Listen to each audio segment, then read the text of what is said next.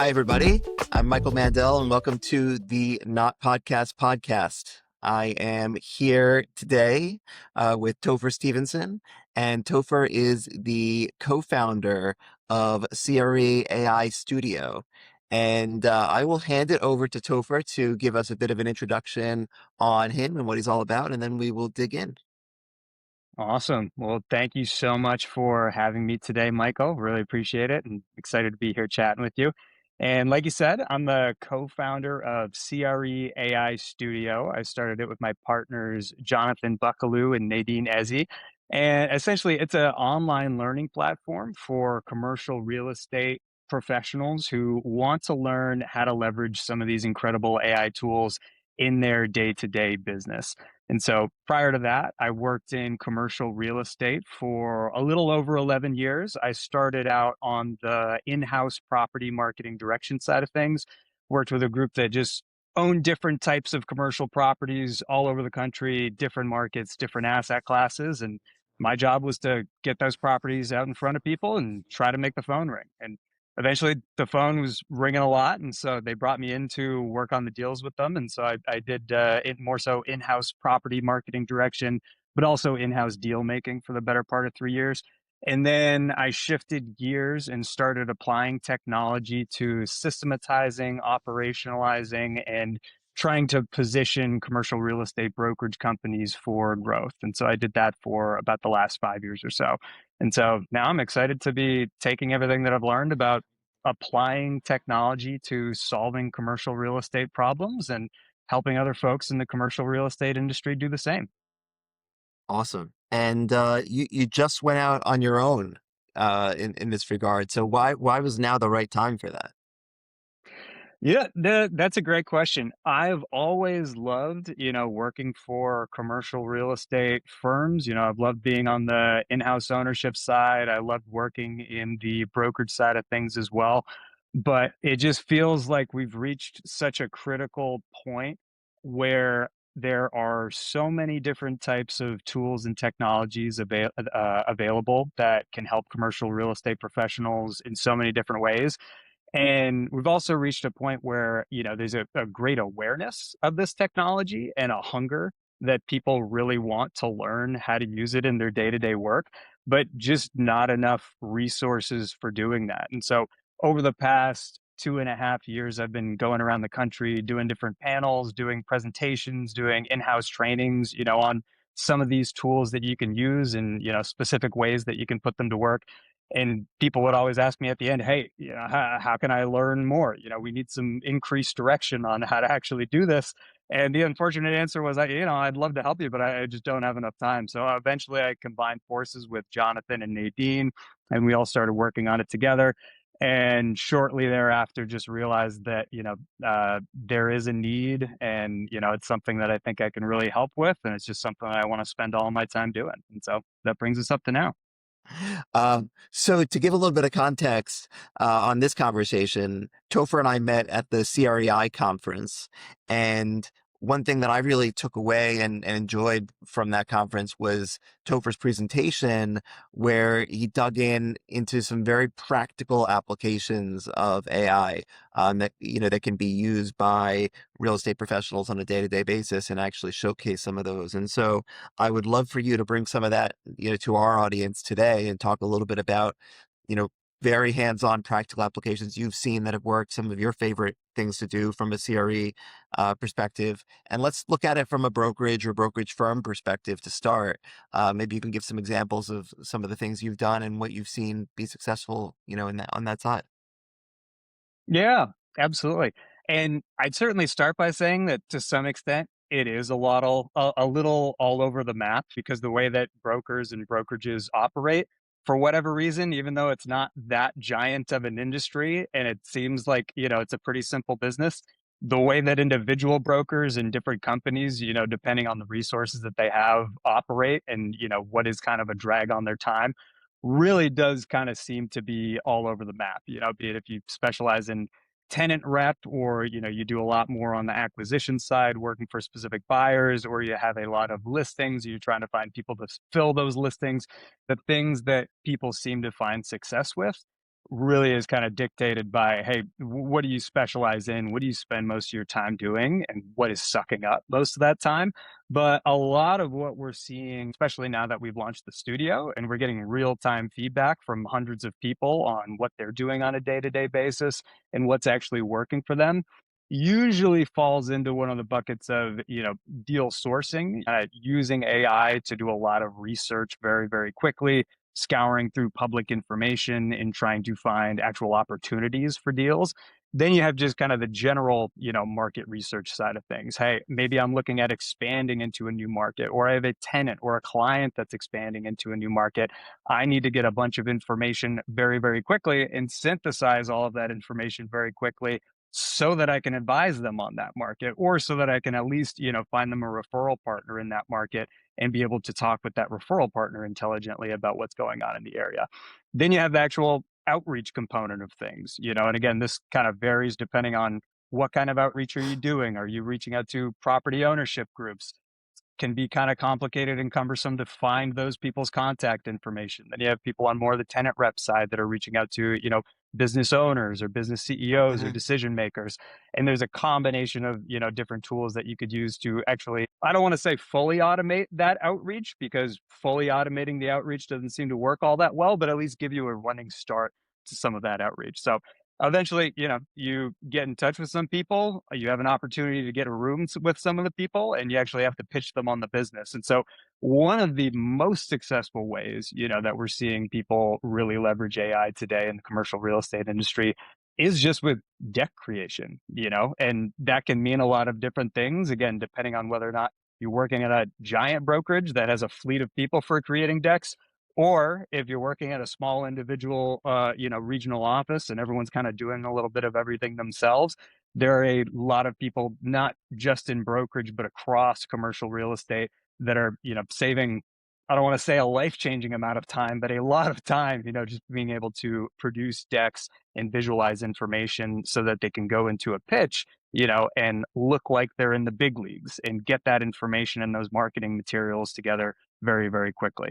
Then you have actually analyzing the deals, which can, again, mean a lot of different things to a lot of different people, but there's a variety of great tools out there that can help with different types of, due diligence and underwriting, negotiation, analyzing legal docs, which my partner Nadine Ezzi, that's really her specialty because she's the attorney in the group. Then you have things like general marketing. Hey, how do I try to leverage AI so that I can improve my social media presence or just get the word out there more about my services or my properties? And then just general productivity. And that's not even very commercial real estate specific, but everyone's drafting their emails with ChatGPT for better or worse. Things like automatically taking meeting notes, putting those meeting notes where they need to go, getting the information from your documents very quickly, putting that information where it needs very quickly, prepping for meetings and looping in people from your team so that they can take action on all of these things that are going on, either in your individual business or in your brokerage's business. So I know that's a lot. And again, it kind of, runs the whole gambit because brokers and brokerages seem to operate very differently. But typically when we find ways that people are really finding success with AI, they tend to fit into one of those specific buckets. Got it. So the first thing you mentioned was creating decks. What tools do you see people using to create decks? What do you think is the best option for that? It's come such a long way that I'd say there is no best option. It's hilarious that, 2.5 years ago, people would say, "Hey, Topher, it's great that I can draft some marketing materials using AI, but how do I actually generate marketing deliverables?" And the answer kind of was you couldn't. Maybe you could use Copilot and PowerPoint, put something together, but it's not necessarily going to be best in class. I still gravitate towards one of the ones that came out pretty early in the race. It's called Gamma, and it's just a fantastic platform for, hey, you bring your content or you bring some bullet points, you provide it to Gamma, you tell it kind of the look and feel that you want for the kind of document that you're creating, and it will just start designing and generating and creating AI generated images to go along with your marketing deliverable or your deck right in front of your very eyes. And so there are, some other tools out there that work a little bit better, again, depending on your specific workflow. maybe when you're creating a deck, you're typically starting from a whole mess of different files and you want to plop that into an AI platform, peel out a bunch of information, and then create the deck based on that information. Hmm. Then there's tools like GenSpark is a particularly good tool for that. Manus, I don't know if you've played around with Manus at all, but it's getting pretty incredible pretty quickly. It's a fantastic tool for taking a bunch of information and creating a deck around that information. But they all have their pros and cons. I'd say Gamma is, a pretty first class tool for being able to edit that content that you create. Hmm. Whereas platforms like GenSpark and Manus, great at taking a lot of information, extracting information, putting it in a deck. Then your options to kind of, edit that deck so that it comes out looking like something that you actually want to present are a little bit more limited. And then you have, more bespoke solutions for the commercial real estate industry. There's a platform called Henry AI. You might have bumped into those folks before. And yeah, it's a little bit more of the same, but they kind of take your custom tailored templates and build their solution around your templates so that things come out looking much more consistent than when you're using one of these kind of off the shelf AI tools. So, 2.5 years ago, I'd say there was almost nothing. Now there's so many that it's hard to tell you which one is absolutely the best. But Gamma is the one that I typically use most often when I'm using AI to create some sort of marketing deliverable. Got it. It's interesting. We were just uh, doing this internally, and Adrian, who leads our product team, was showcasing a tool within Claude to build out um, decks. And I think it's interesting how now you can layer on these tools within something like a Claude that can do all sorts of different things and specialize in those things and leverage them, which is also, I Yeah. think, an interesting path as well. Interesting that you didn't mention Claude, because I think that, that's an area where I feel like in the last, few weeks, it's like OpenAI's dead. Everything's Claude all the time, 24 hours a day, it seems. Yeah. Claude is taking the internet by storm right now. I don't know if they hired a viral marketing agency, but it's almost like the indie hacker movement, or the growth hacker movement from the 2010s come back to life. All of a sudden everybody's, full bore Claude all the time.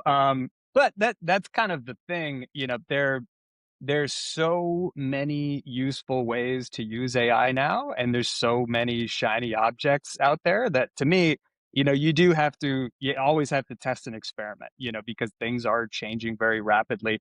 But it's always going to come back to, hey, what actually saves you time? And so now, yeah, Claude all of a sudden can produce decks. I also didn't mention ChatGPT. It can also Yeah, produce yeah, decks. I personally, and I don't know a whole ton of people that, have been able to leverage them in a way that they're able to make something that looks, that they would feel, hey, this looks incredible. And it saved me a bunch of time doing it. It's certainly capable of doing it, but it all kind of comes back to your workflow. Hey, are you already using Claude for 90% of what you would be doing to create this deck anyway? Well, then, maybe it's worth it to be working with a platform that isn't going to ultimately provide a deliverable that looks quite as good as you want, but maybe you don't need it to look amazing. Maybe you're not going into pitch business. Maybe you're just going into your Monday morning meeting, that you have every single week, and you just need to visualize this information in a deck. So, there's tons of flashy objects out there, but it all comes back to, hey, is this something that is actually going to save you time or not? And if you're looking at it from a business perspective, not just an individual perspective, is this something that we can actually operationalize? It's like, hey, does our company have Claude? Are you working with a designer to have an AI powered designer? Do they know how to use Claude? Or, is it easier to operationalize something like, hey, this is Gamma. We have some great templates in Gamma. If you need to create a new slide, here's how you do that with AI, and they're off to the races, and you're just cranking out decks. yeah. What are your thoughts? I mean, it sounds like I've got a sense on where your head's at on this, but like your thoughts on, these open-ended tools that can do a lot of things versus a specialized tool like a Gamma versus a specialized tool specifically for CRE. do they all have a place? Is one going to win out? Do you drive when you're advising people in CRE, do you direct them towards certain things because they're easier or they're more specific? And what do you think is going to play out in that regard? Yeah, and it's a great question, and the short answer is things are changing very quickly, and so who knows? I've always been a specialist in, hey, practical application. How can you put this to work now? For better or worse, I like to fancy myself as staying ahead of the curve of this stuff, but I've never fancied myself a futurist. It could all converge into one main tool, and maybe Claude becomes so good that everything else is extinct and you just don't need anything else. But I do think where we're at now, and this is typically what I go over in my presentations, is hey, things like Claude, things like ChatGPT, they're fantastic Swiss Army knives, but they might not be the best tool for the task that is at hand right now. Or they could have the capability of being a best in class tool, but you don't quite know how to use it that way right now. And you can't spend your entire week learning how to use AI tools every single week. And so, one example might be something like Claude Code. All of a sudden, it is very, I don't necessarily want to say simple, but it's very possible to have AI that is baked into your computer and has access to all those files and can seemingly, read those files and provide you information from those files in a way that it's not going to hallucinate frequently because it's, getting that information programmatically, and it's not ChatGPT that's kind of providing you some information and then it writes you a poem in the middle of it and then it makes a little bit of numbers up and just kind of rattles on and on and gives you ChatGPT gobbledygook. You could do that. You might not know how to do that right now. You might want to spend some time learning on how to do that. But if you need to do that right now, there's a platform, Notebook LM, that is purpose built for, hey, you provide sources in files and information to this custom AI assistant, and it's completely purpose built for being able to pull information and insights and stats and figures from those documents and those sources and report on them to you reliably and show you in those documents where it got that information and then synthesize that information in different ways. Maybe you want to create a slide deck, which I didn't mention Notebook LM a minute ago, but yeah, you can create slide decks in Notebook LM now too. Maybe you want to create a quick video. Maybe you just want to create an SOP on how to do something because you have a transcript from a training recording, that's in Notebook LM, and you want to be able to rely on that information. There's purpose-built tools, and then there's Swiss Army knife tools, but then there's also the fact that these Swiss Army knife tools are getting better and better, and they're layering in more functionality, but you might not be able to use that functionality as fast as you can just use one of these purpose-built tools. So Notebook LM is a great example. Another good example is Perplexity. I don't know if you've played around with Perplexity at all. It's not Yeah. quite as in vogue as it was maybe 6 or 8 months ago, but if you just want to use AI that is purpose built for searching the internet for information, giving you that information and always giving you the sources so that you can click in and read more about it and verify that information, it is a great purpose built tool for that. And so that doesn't mean I never use ChatGPT to look at the internet, doesn't mean I never use Claude. But if I have a question about something or I'm doing some really quick market research, Perplexity is kind of my front door to the internet now. I fire that open, I ask the question, and I know that what it gives me is going to be cited, from somewhere where it got that information, not on the internet, not logs and logs and logs of training data from when they tried to train it on the entire history of the internet. So I know it's kind of a rambly answer, but hopefully some of that makes sense. Yeah, it totally makes sense, and I agree. And a lot of those are tools I enjoy using on a regular basis. Absolutely, and I'm a big fan of Notebook LM. Actually, I love it for internal training materials in particular, where I can throw it at you know all sorts of existing internal documentation we have, and I'm like, all right, teach a salesperson about this topic, or leverage internal materials to create a course for this, or a Yeah. video explanation of that, and it's super efficient for that kind of thing. Um, Yeah, and even on Notebook LM, just kind of talking about the convergence of all these specialized tools versus multi-purpose tools. a very common use case with AI and brokerage, and I think commercial real estate in general, is learning to use deep research, learning how to search the internet, but kind of searching the internet on steroids to search through a bunch of information very, very quickly and find opportunities. Maybe it's expanding businesses, maybe it's properties that have somehow exhibited some type of distress signal. All of a sudden, you can use deep research in Notebook LM. And so instead of doing deep research, getting a bunch of information, and then dumping it into Notebook LM so you can learn more about it, you can literally just click the deep research button in Notebook LM, find mostly that same information. And instead of just, having to read through that giant report on, hey, here's a bunch of opportunities, you have kind of your own little custom AI assistant that is trained on all that information. And so if you're in a hurry, you can create a podcast about, hey, here's the top 10 businesses that look like they're expanding. You can listen to it on the way to your next tour and get in the loop and get some ideas on who you might want to reach out to. Yeah. Awesome. So you've now had, experience consulting for firms of different kinds and different sizes, and stages. Where do you see success and where don't you? So for instance, are the large firms, you know, investing more in AI and benefiting from it? Are the smaller firms, using this as an opportunity to get a leg up? Where do you see more success in the sphere of AI within, let's talk about brokerage firms at the start. Yeah, I think, let me think about how to phrase this for a second. The common denominator between groups, regardless of size, that seem like they're starting to have some success are groups that are kind of creating a culture of AI curiosity. I think there are a lot of groups out there that look at AI, and this is probably more specific to the regional groups than the larger groups, but they kind of look at AI as a line item on the budget. Like, hey, if we want to compete, we got to roll out an AI tool, and we got to give people to access. We got to give people access to it, and that's going to cost money. So try not to make it cost too much money, but get AI in the hands of everybody, and that's great. I think that's good for what it's worth, but that really is only a piece of the puzzle. AI is such a broad topic at this point. That's almost like saying, hey, we're going to have a technology budget line item, and we have to give people a technology tool and get them access to it, and that's going to solve this thing.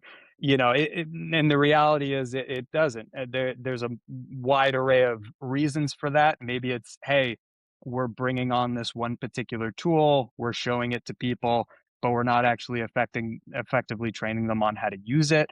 Or it could be a combination of, hey, we're trying to train them on how to use it, but these brokers are paying us a lot of money in high splits to be at this firm, and we want them to rely on us for these particular resources, and so we don't necessarily want them to know all of these things that they might be able to do with some other AI tools, because we want to be doing that for them.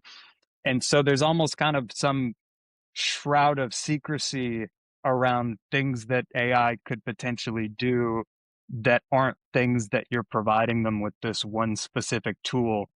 And the reality is, the way people access information is changing, and so they're probably going to find out, is, they, for better or worse, they're eventually going to get access to that information, that, hey, there's this other AI tool over here that could probably help me do this. And so I think the firms that I'm seeing have success with it, one, they're not just looking at it as if, hey, we got to get one AI subscription and roll that out to everybody. They're kind of going into it with an understanding that, hey, we might need to invest in multiple different types of tools. We might need to invest in different tools for specific people within this organization or specific processes. And beyond that, they're focusing a little bit less on, hey, let's take one specific thing and roll it out to everybody, and more so kind of illuminating people to what AI is capable of, and also having an understanding that, hey, in commercial real estate, and really in any industry, people that are high performers are always going to invest in themselves, to some extent. And so maybe it doesn't have to be that every single thing that someone is doing as a professional is provided through one specific tool that a company is rolling out to them. There, I think to some extent there needs to be a reckoning of understanding with that if you want to be a high performing professional, you're probably not just going to get everything that you could do with AI from ChatGPT. It's probably going to come from multiple places.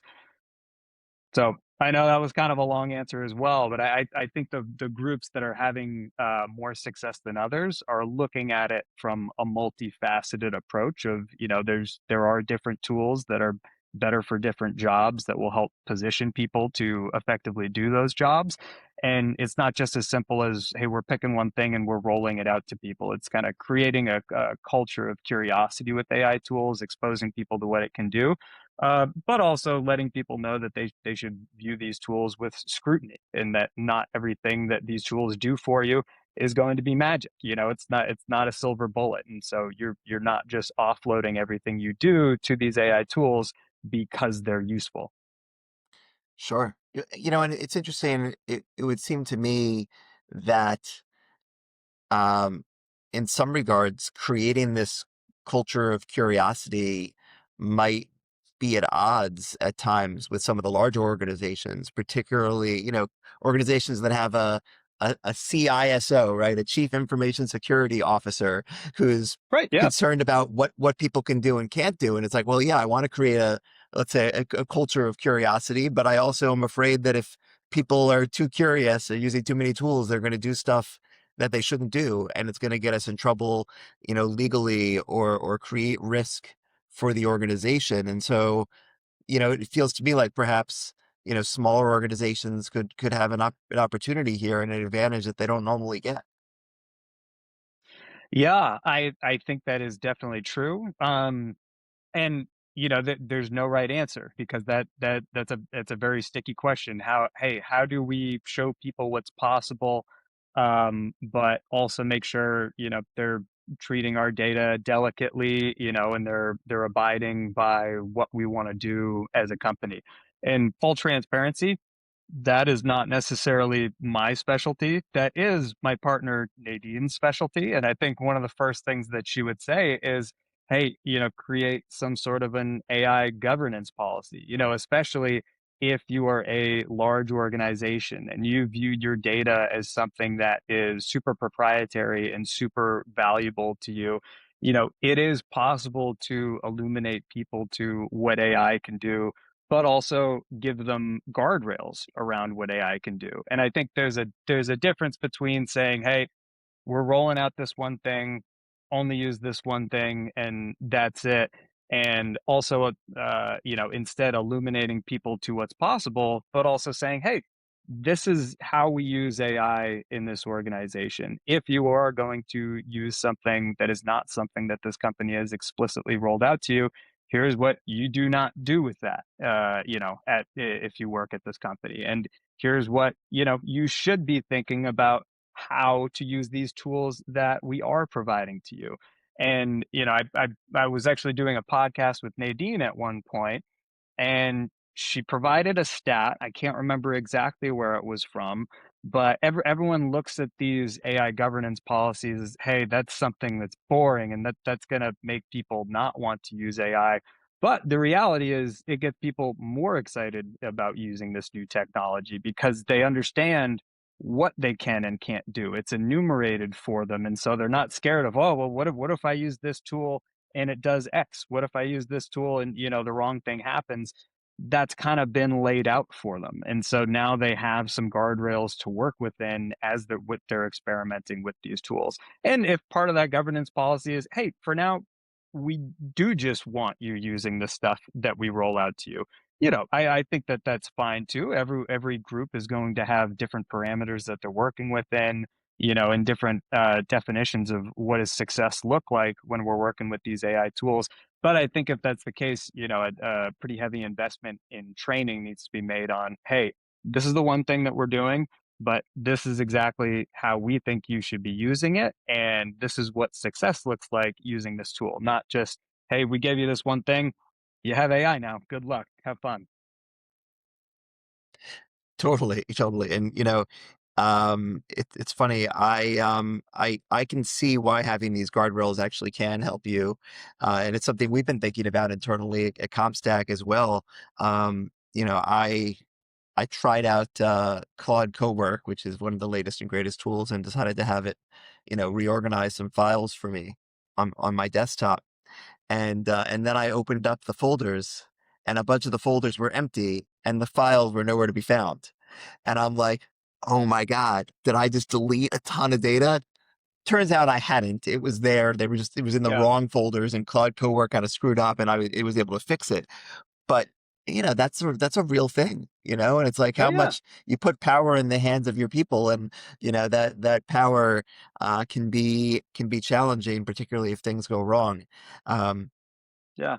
And I think to your point, that is why, to some extent, some smaller, or even regional groups might have a leg up, not necessarily because they have no risk. There is just, maybe fewer parameters that they need to work within. Maybe it's just a smaller team, and it's easier to control what's happening and it's easier to keep everybody on the same page. Whereas the larger of an organization you get, we're talking about Claude Cowork right now. How many commercial real estate organizations do you think, have really put significant research into Claude Cowork and, leveraging it within your organization is very difficult to keep up with this stuff, even just from an individual perspective. And so, if you're going to do it effectively, again, it kind of comes back to it is going to take more than, hey, just we picked one tool and we gave it out to everybody. It's going to take real resources if you want to continue investing into research and trying to stay ahead of this stuff. Absolutely. So I want to pivot a little bit into data because in this podcast we always talk about data, and we're a data company, so we're obsessive about data. And I'm curious, you know, what are the best opportunities and tools you've seen specifically as it relates to working with data, and how have you advised clients to think about how to better leverage data using AI? Yeah, I mean, so this might be a boring answer, but I think the way that I've really harped on, how to better leverage your data is a little less regarding how to leverage it with AI, but more so how to get your data in a place so that you might even be able to leverage it in AI. And I have a funny meme of a guy in my presentations that he's got a big frown and he's holding a sign saying, I can't automate my processes because I don't have any processes. I think the hardest part of working with data, mostly, for the smaller groups, is just operationalizing, getting all the data where it needs to be. And so that's AI could be a component of that. Maybe, hey, you have a really good project management platform in place. And so eventually it becomes really easy to say, hey, we have this kind of document going into our system. So now we're going to kick on AI to extract some information and then put it into this system. And then, AI can make mistakes sometimes. And so maybe instead of someone doing that manually by hand, now it's somebody's job to review or spot check that information and make sure you have quality data going into your system. But, as far as leveraging it, I think there's a lot of people in commercial real estate, combining different sorts of MCP servers or, giving some sort of limited access to their CRM so that they can look through and quickly, instead of tinkering around with a bunch of Salesforce filters, say, just show me everybody, that I haven't called in the last 30 days. Or, show me everybody that I've tagged as a hot prospect that I haven't talked to in the last 2 weeks, and quickly spin up ideas for, hey, who should I be reaching out to today? Who should I be, working with to make sure this continues to be a relevant relationship? I think that depending on this kind of goes back to, people have different ways of finding success with AI. There's different ways depending on what your job is or what your type of business is. But the harder part really is creating those systems to operationalize getting the information where it needs to go so that AI can even access it. Because I know you've said this before. If the answer is, hey, that AI, that data exists across a bunch of different scattered spreadsheets all over our shared drive, it's going to be pretty hard for AI to access that information on a regular basis. So that's typically where I advise people to start is, start with your processes first, start with systematizing and operationalizing, and then depending on what you want to do with AI, it's going to be much easier to do if that information all lives in the right place. Yeah, I couldn't agree with you more. And I think the first step actually in many regards might be using AI to help you clean and normalize the data that you do have. Hmm. So Hmm. to get it to a place where then you can start asking questions of it, because you can't ask questions off of crappy data, but It's true. you can work to clean up that data using AI though, and have it, Hmm. find columns that are a little different but actually the same in two different spreadsheets, right? Things like that. Yeah. Um, where I think there's some real opportunity, and the CRM is an interesting one too. I think that I don't know your perspective on it, but I kind of feel like the days of fighting for and maintaining beautifully clean CRMs are numbered, right? Nobody likes doing it. No, Hmm. and nobody's going to be willing to do it in a world where you can just ask questions of everything that might be in that CRM, from the Sure. emails and the phone calls and the calendar invites from which it all started anyway, right? Yeah. And I wonder if CRMs as we know it are really fundamentally changing. Yeah, it's funny. That's a recurring tweet that I think I've tweeted, maybe every 8 months or so. Ever since Microsoft announced Microsoft Copilot, I did admittedly think that they were going to roll that out in a more meaningful way of AI being able to access your files and your emails, and extract all that information consistently. But it's a fair question. When you can just ask AI, hey, what are all of my lease renewals that are coming up that I should be aware of and start reaching out to people on. What are all the purchase and sale agreements that I have out for signature, but I haven't received signature on yet? Or who are all the people that I've done a deal with in the past year, but I haven't talked to in the last 6 months? When you can just use AI to access that information, what are you going to need a CRM for? But I think I'd be the first to admit it is difficult to foresee how long it's going to take for AI to truly get there. And even, something like Claude Code, again, all of a sudden you have AI baked right into your computer that in theory could answer those questions for you. But, it takes some finesse to get it there. And it takes some finesse to get it to access the right information. And what if it's missing something because you told it to look in one folder, but it's in another folder? And then you have, hey, how are we going to roll that out throughout an entire organization? That is going to take some time. So in the meantime, I do think there is a lot of value to a clean, diligently used CRM. But I do think that is one of the things that on a long enough timeline is probably on the chopping block due to these incredible AI tools and what they're going to be capable of.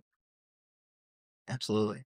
So let's, you said you can't quite foresee when things are going to change or how things will change with CRMs, but let's try to paint the picture a bit for where we see things going. So, there's data now that, let's say theoretically, there's data all over your, computer network on your desktop. You use AI to find and get, consolidate all of that data into one place. Not to mention everything you can get from LLMs off the internet more broadly. Um, to what extent does data become more democratized, and does that fundamentally change the way this industry works? Or does it effectively just result in an evolution, but it's not all that different from where we are today? Yeah, and truthfully, I'm a little more interested in your take on this matter than mine. I think it's a mix, right? That again, just the way that people access information is changing, and so that it's already starting to change commercial real estate. Even something as simple as, hey, someone is Googling trying to find some market stats. Previously you would have gotten a bunch of links to a bunch of brokerage websites to their market reports. You click over, you see their face, you see their name, you see that they worked so hard on this market report. All of a sudden, Google just takes a piece of that market report and your competitor's market report and just kind of serves it up to them on a silver platter, they might never even see you. And so that's already changing commercial real estate because you got to work harder just to actively stay in front of your target clients as opposed to just kind of hoping that they're going to find you. But conversely, AI is also making it easier to stay in front of your target demographic. It's making easier to, if nothing else, brainstorm social media content or help you create that social media content. But in terms of how it will change things long term, I do kind of always gravitate to the example of, hey, you're trying to pitch a new listing and you found a bunch of comp data, maybe on your own platform, maybe on a different platform, but a lot of brokers will actually call other brokers and ownership groups to verify that comp data. Maybe there's a certain level of distrust, or maybe there's some information missing, or maybe just because it's such a specific property, there really only are a handful of really useful comp data points. And it doesn't even always have to be comps, but just a couple very useful data points, and that's just not publicly accessible anywhere, and you got to call up the person who owns that property, and it happens to be a 70-year-old woman who owns her own property and brokers her own deals, and she doesn't want to pick up the phone when anybody calls her who's trying to collect that data, but they might pick up the phone for a fellow broker because there's some camaraderie there, and they want to be able to reach out to that broker when they need some information in the future. And so I think this is just my gut instinct. I think there's always going to be some level of that in commercial real estate, that, data just is siloed and it's not all easily accessible at any given point in time. But I do think that the story about data in CRE is just changing, and you're seeing that at a much closer frame than I am. And so things are going to be different. I don't know exactly how, but I think some things will be Yeah. different, but I do think some things will also stay the same. Yeah. Well, you make a really good point, and I hadn't really thought about it so much that way. Your point about these market reports just becoming data points once you went in ChatGPT versus people actually reading the report itself, and to be honest, I hadn't really thought a lot about that because, we put out a lot of content, for public consumption, and we do it as a means of building our brand, right? We could keep it all siloed, but we put out some of it and our analysis of it, through our real estate intelligence team. So people read our reports and get our analysis. At the same time, we purposely expose some of it online to drive traffic to us. But if we Hmm. were exposing this data only for people to see it, but not to really serve as a great marketing channel, do people still want to even do that anymore? Right. Hmm. You could see um, a backfiring, on this where people become less inclined to share, want to hold more tight to the vest, because they don't get the same value of sharing maybe as they used to. But at the same time, it's all going to be shared anyway in some capacity. I don't know. Yeah. We struggle Yeah. with it every day.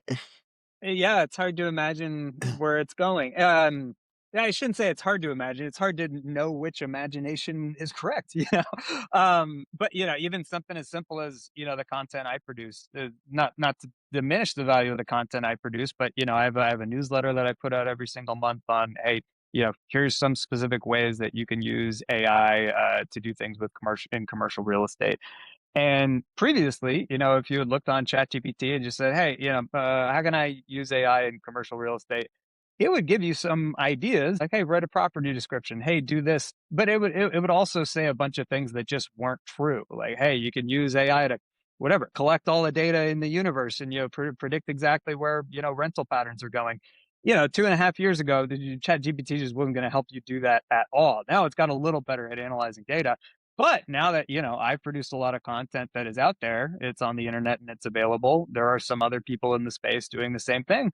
All of a sudden, if you ask ChatGPT about that particular niche, you're actually going to start getting some useful information. And so just the ways that people access information is changing. And I don't want to be a rain cloud and ruin anybody's day over it. But if you're not aware of it, you can't do anything about it. And so, the world's changing, and you gotta bob and weave. And who knows? The marketing is always a changing force. That's actually something that kind of originally illuminated me to, wow, there's so many ways you could leverage technology in commercial real estate that people aren't doing. I was coming from a digital marketing background, and I would look for commercial real estate marketing tips and be like, why doesn't anybody have a blog on this? No one seems to have a blog on anything. It's just kind of behind. But marketing does evolve very quickly. And so, hey, maybe now, Google starts driving way less traffic to your website just via links. But maybe Google spins up the greatest digital advertising solution of all time, within Google Gemini, that enables you to drive way more traffic, and maybe it's a lot cheaper or a lot more effective. This stuff is always changing. And so knowing how it's changing is kind of the most important piece, so that there's not going to be a right answer to what you do in light of that change, but you're going to have to do something. Absolutely. I think that might be a good stopping point for us here, because we don't want to drag out the podcast forever. But I think what we should do, if you're open to it, I think it could be fun to have you back to actually demo for the audience some more specific examples of some of these things, because I think that could be great. You threw out the Yeah, names of a bunch of interesting tools, and I think that a lot of people would love to see some of the use cases on how best to use it. I think that'd be fantastic. I'd love to come on. Maybe we could even do it live in CRE AI Studio if you That would want be to. awesome too. Why don't you tell everybody where they can find you and where CRE AI Studio exists? Absolutely. If you want to follow me on social media, I'm mostly active on LinkedIn. Just look for Topher Stephenson, both of those spelt with a PH, and you should find me pretty quickly. On Twitter, well, it's called X now, but on X you can find me at Topher Now, spelled Tophernow. Had to think about the now for a second. And CRE AI Studio, most importantly, you can find that at creaistudio.com. And right now we're providing a 7-day free trial for anybody who wants to join. And we're releasing weekly step-by-step tutorials on sorry, we're producing weekly step-by-step tutorials on how to use specific AI tools to execute specific commercial real estate workflows. But we also do live sessions with Q&A. We provide different prompts that we use in our tutorials and our lessons. We provide automation templates in case you want to go out and use one of these automation platforms to automate AI to do some of this work for you. So if you want to see what it's all about and start using some of the prompts and watching some of the lessons, go to creaistudio.com, get the 7-day free trial, and look forward to seeing you in there. Awesome. That sounds great, and I'll be in there digging into all these. So for everybody, thank you for joining, and please subscribe to the Not podcast on Spotify, Apple Podcasts, YouTube, and anywhere else you find podcasts. You can look for us there, and maybe we'll be there too. Thank you very much, everybody. Appreciate it. And also, look us up on social media as well, at CompStak. Thanks a lot. Thank you.